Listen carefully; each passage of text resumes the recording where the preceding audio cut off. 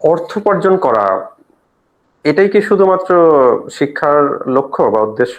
মানে অর্থ উপার্জন করার জন্যই কি আমরা শিক্ষা গ্রহণ করব? আহ নাকি এটার কোনো অন্য কোনো দিক আছে যেটা আপনার মতে? আমরা জানি না আর কি, আমরা তো কমনলি জানি, বাট আপনার আপনার ফিলোসফিক্যাল জায়গা থেকে শিক্ষার কি কোনো স্পিরিচুয়াল কোনো জায়গা আছে, বা কোনো আলাদা কোনো দিক আছে কিনা? জি স্যার। সো সো শিক্ষার ক্ষেত্রে এখানে এইটা খুবই ইম্পর্ট্যান্ট। মুসলমানরা যেটা আই গেস ভুলে গেছে বা কেয়ার করে না অতটা, এটা হচ্ছে গিয়া ইসলামে জ্ঞান আহরণ করা এটা ফরজ। সো তোমার করতেই হবে, তুমি যদি একজন মুসলিম হও তোমার। And as a human being I would say যে তোমার লাইফের ফুলফিলমেন্ট একমাত্র যে যার থ্রুতে আসবে তা হচ্ছে গিয়ে নলেজের থ্রুতে। এটা হচ্ছে গিয়ে কাইন্ড একটা স্পিরিচুয়াল গোল্ড মাইন্ড টাইপের। সো যখন তুমি অনেক কিছু জানবা, যখন তুমি অনেক কিছু শিখতে পারবা, তখন তোমার ভিতরে একটা অন্য রকমের একটা প্রশান্তি থাকবে যেটা সাধারণের ভিতরে থাকবে না। এটা হচ্ছে গিয়ে সর্বপ্রথম। এবং দ্বিতীয়ত ফাইন্যান্সিয়াল গেইন হচ্ছে গিয়ে, যদি যাদের লক্ষ্য হচ্ছে গিয়ে যে ফাইন্যান্সিয়াল গেইন, তাদের জন্য একাডেমিক্স না, মানে তাদের জন্য যে মনে করেন ও আমার লেখাপড়া করতে হবে কারণ financial gains, I think that's a wrong way of thinking it. কারণ একাডেমিক্স বা লেখাপড়া ইন জেনারেল বা জ্ঞান আহরণ করা, এটা হচ্ছে পিওরলি পার্সোনাল রিজনসে থাকবে যে আমার জ্ঞান আহরণ করা জাস্ট নিজের ওয়েলবিইংয়ের জন্য। অ্যান্ড দেন আমি অ্যাজ এ হিউম্যান বিইং আমি কতটা মানুষের মতো মানুষ হইতে পারলাম, ওইটার জন্য হচ্ছে গিয়ে লেখাপড়া করা। বাট তাছাড়া আই উড আর্গিউ যে অধিকাংশ মানুষজনের ইন্টেনশন একাডেমিক সিস্টেমে মানে লেখাপড়া করার ইন্টেনশন হচ্ছে গিয়ে ফাইন্যান্সিয়াল গেইনস বা ম্যাটেরিয়ালিস্টিক গেইনস। এর বাইরে তেমন কিছু নাই, তাদের তাদের তেমন কোনো বড় লক্ষ্য নাই। সাধারণ মানুষের আকাশ অনেক নিচে। সো তাদের লাইফের গোল লক্ষ্য খুব নিচে, তারা তারা তেমন উপরে ইয়া করে না। So that's an issue I would say. So right. মানুষের বেসিক্যালি কি বলে লেখাপড়া বা জ্ঞান আহরণ করা থাকবে গিয়ে পিওর পার্সোনাল অ্যান্ড স্পিরিচুয়াল গেইনসের জন্য।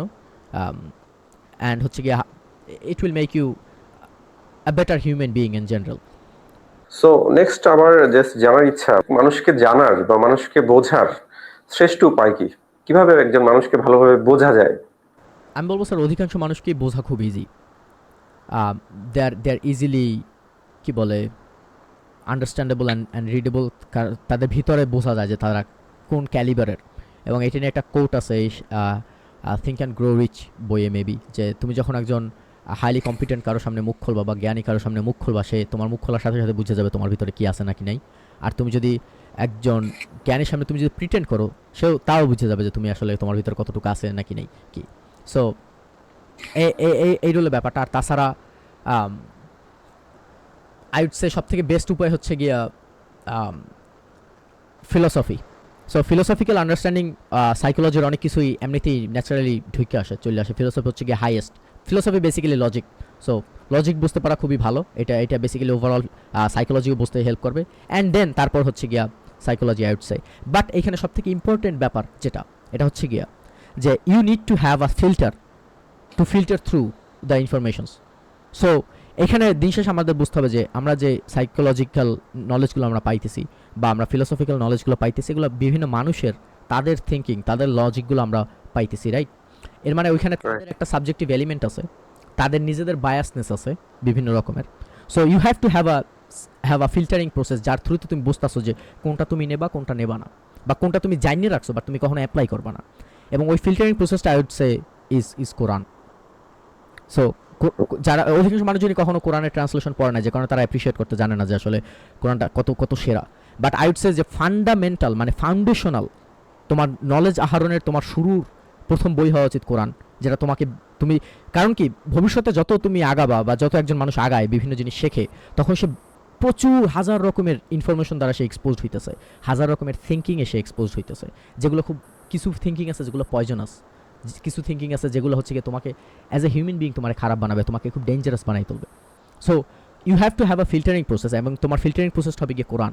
কারণ আল্লাহ তালা কোরআনে বলছে কোরআন হচ্ছে কি সত্য ও মিথ্যার মধ্যে পার্থক্যকারী। সো তোমার যে নলেজগুলো তুমি কোরআনের থ্রুতে পাইছো বা সাইকোলজির থ্রুতে পাইছো, ওইগুলো যখন তুমি ফিল্টার করবা কোরআনের থ্রুতে, তখন তুমি অনেক কিছু থাকবে যে তুমি জানো জিনিসটা ক্লেভার, তুমি চাইলে করতে পারো, বাট স্টিল তুমি করতেছো না, এই কারণে যে তোমার ফিল্টারিং প্রসেস বলতেছে এটা হারাম বা এটা ঠিক না।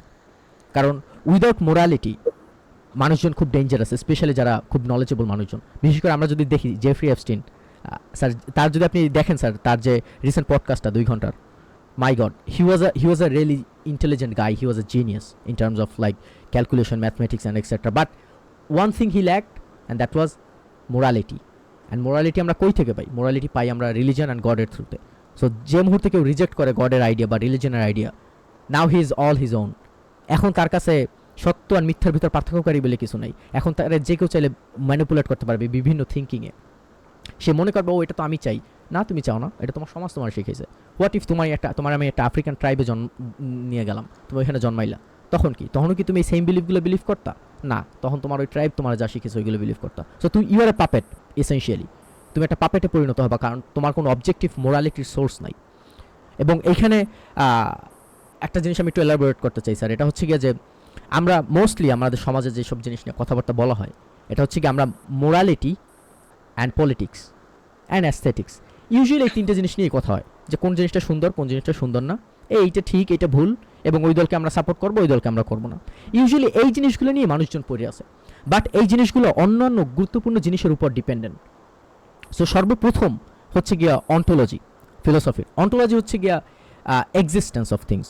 আমি এক্সিস্ট করি কিনা, গাছটা এক্সিস্ট করে কিনা, আমার কম্পিউটারটা এক্সিস্ট করে কিনা। আমরা যদি এই জিনিসগুলো হচ্ছে কি একদম ফাউন্ডেশন আমাদের লার্নিং প্রসেসে, আমরা যদি জানি যে কোনো কিছু এক্সিস্ট করে, তারপর আমরা ওইটা নিয়ে কথা বলতে পারি। সো ফর এক্সাম্পল গড এবং অন্টোলজি সব থেকে ইম্পর্টেন্ট কোয়েশ্চেন আমরা যেটা আস্ক করতে পারি অ্যাজ আ হিউম্যান বিইং, লাইফের সব থেকে সেরা কোয়েশ্চেন যেটা আস্ক করা যায়, এটা হচ্ছে গিয়া গড এক্সিস্ট করে কিনা। এই একটা প্রশ্ন যদি উত্তর হয় না, তাইলে তোমার লাইফের ধরন, তোমার দৃষ্টিভঙ্গি পৃথিবীর প্রতি হবে একদম কমপ্লিট ডিফারেন্ট। এই উত্তর যদি হয় গিয়ে হ্যাঁ, তাইলে তোমার পুরো পৃথিবীর দৃষ্টিভঙ্গি সব কিছু একদম ডিফারেন্ট হয়ে যাবে। সো সর্বপ্রথম হচ্ছে গিয়ে গডের উপর ডিপেন্ড করে। অ্যান্ড দেন গড যখন আমরা পাই যাবো, যখন আমরা মাইন্ডে হ্যাঁ ভাই গড আছে, but how many? Is it 1 2 3 4 5 6, how many? And then আমরা যখন পাই যাবো যে হাউ মেনি, গডের নাম্বার, অ্যান্ড দেন আমরা দেখবো গিয়ে যেহেতু গডের একজন গড আছে, এর মানে বাই ডেফিনেশন আমাদের লাইফে মিনিং আছে। So for example whatever you create you give purpose to it. So for example আমি যদি মোবাইলটা তৈরি করি, এর মানে আমি ওর পারপাস দিছি, ওর শেপের ভিতরে ওর পারপাস আছে। আমি এটা দিয়ে কাউকে মারতে পারি, আমি এটা দিয়ে হয়তো বা ছবি তুলতে পারি, ব্লা ব্লা। আমি যদি একটা ইট উঠাই, ইটের আকৃতির মধ্যে ওর পারপাস দেওয়া আছে। So whatever you create you give purpose to it. এর মানে হচ্ছে গিয়ে যদি গড এক্সিস্ট করে, অ্যান্ড দেন যদি আমরা গডের একটা নাম্বার পাই যে এই কয়জন গড আছে, 1 জন 2 জন 5 জন, তাহলে আমরা বুঝতে পারবো যে ওয়েট, ফিলোসফিক্যালি মাল্টিপল গড প্রমাণ করা ইম্পসিবল। ফিলোসফিক্যালি একমাত্র একটা গডই পসিবল। এই জন্য আমি স্যার মনে হয় লাস্টবার আমি বলছিলাম আপনার সাথে, যেটা আনফর্চুনেটলি আমাদের ইয়ে হয় না, যে পৃথিবীতে খুব কম জিনিস আছে যা 100% প্রমাণ করা যায়, 100%। অ্যান্ড তার ভিতরে অন্যতম একটা জিনিস যেটা 100% প্রমাণ করা যায়, তা হচ্ছে গিয়ে এক্সিস্টেন্স অফ গড অ্যান্ড কয়জন গড আছে, বেসিক্যালি একজন ঈশ্বর। এছাড়া সব কিছুর ভিতর সাবজেক্টিভিটি আছে। ইভেন আপনি যে কালারটা আপনি বলতেছেন এটা লাল, এটা নীল, এটা সবুজ, এগুলোর ভিতর সাবজেক্টিভ এলিমেন্ট আছে। সো আপনি এবং একটা ব্যাঙ কখনো সেম কালারে সেমভাবে দেখে না। এর মানে হচ্ছে কি ওই কালারটা ফান্ডামেন্টালি ওইটার ভিতরে আপনি আপনার নিজের সাবজেক্টিভ এলিমেন্ট আপনি অ্যাড করতেছেন, অ্যাড করে আপনি ওইটাকে দেখতেছেন। সো পৃথিবীতে খুব কম জিনিস আছে যা একদম 100% ট্রু, তার ভিতরে গডের existence, and then there is only one God. And then হচ্ছে কি আসি আমরা এই ব্যাপারে যে ওকে, যদি গড থাকে তাহলে আমাদের পারপাস আছে, আর পারপাস থাকলে আমাদের পারপাসের জন্য বাই ডেফিনেশন গডের আমাদের কিছু একটা দিতে হবে, একটা আউটলাইন থাকতে হবে। সো ফর এক্সাম্পল আমরা যদি কম্পিউটার বা মোবাইল কিনি, আমরা ওখানে দেখতে পাই যে কী কী মানে কীভাবে ইউজ করতে হয় এটা। তখন আমরা দেখতে পাবো কি আমাদের যে কি বলে আমাদের ধর্মগুলোর ভিতর দিয়ে আমরা জাজ করবো, কারণ পৃথিবীতে এত ধর্ম হইতেই পারে যে মাল্টিপল ধর্ম ইজ কারেক্ট, অথবা একটা ধর্ম কারেক্ট। সো তারপর আমরা এইগুলোর ভিতর দিয়ে জাজ করার পরে আমরা পাই যাবো যে কোনো একটা বা মাল্টিপল ধর্ম যেটা হচ্ছে গিয়ে কারেক্ট।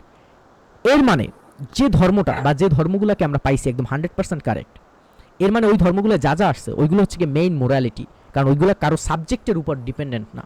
সো ওই রাইট অ্যান্ড রংগুলো এখন হচ্ছে গিয়া অবজেক্টিভলি সো গডের উপর ডিপেন্ডেন্ট, কারণ গড বলে দিয়েছে। সো গড যা বলে বাই ডেফিনেশন এটি অবজেক্টিভ। এখন হচ্ছে কি আমরা আসল মোরালিটি পাইছি, এখন আমরা কথা বলবো কোনটা রাইট কোনটা রং। অ্যান্ড যদি কেউ বলে ও তোমার ধর্ম এটা বলছে এটা ভুল, great question, great objection. I mean বলো তোমার যে মনে হয় এটা ভুল, তোমার অবজেক্টিভ সোর্সের মোরালিটি মানে বেসিস কি, কিসের ভিত্তিতে তুমি বলতাছো এটা। সো তুমি যদি দেখাইতে পারো যে ভাই আমি বলতাছি আমার ধর্ম এটা বলছে এইটার ভিত্তিতে, অ্যান্ড দেন আমি বলতাছি আমার ধর্ম এটা বলছে, এখন হচ্ছে গিয়ে কোয়েশ্চেন যে কার ধর্ম আসলে সঠিক। তারপর আমরা বুঝতে পারবো যে ওকে, এখন যখন আমরা ধর্ম এক্সামিন করবো, এরপর বুঝতে পারবো যে কোনটা সত্য কোনটা ভুল। সো আমি যদি একটা অনেক লং উইন্ডেড অ্যান্সার দিছি, বাট আই থিঙ্ক এটা খুবই ইম্পর্টেন্ট মানুষের জন্য বোঝা, যে তারা যে যে জিনিস মনে করে, যে যে জিনিস নিয়ে আর্গিউ করে বা কিছু, ওই জিনিসগুলো অনেক কিছুই সবই মোস্টলি সাবজেক্টিভ। ওগুলো হচ্ছে গিয়ে ডিপেন্ড করে অন্য অবজেক্টিভিটির উপরে, কিন্তু সেই অবজেক্টিভিটি সম্পর্কে তাদের কোনো ধারণা নাই। সো এর মানে জাস্ট আমি আর আরেকজন মানুষের দুজনের ওপিনিয়নের ভিতরে আমরা এখন মারামারি করতেছি। সো স্যার আপনি যদি বলেন যে সিফাত এটা ঠিক না, আমি পিওরলি আপনার আর্গুমেন্টে রিফিউট করতে পারে এইটা বললে যে আমার মনে হয় এটা ঠিক, কারণ আপনি আমার থেকে সুপিরিয়র না, আপনি একজন মানুষ, আমি একজন মানুষ।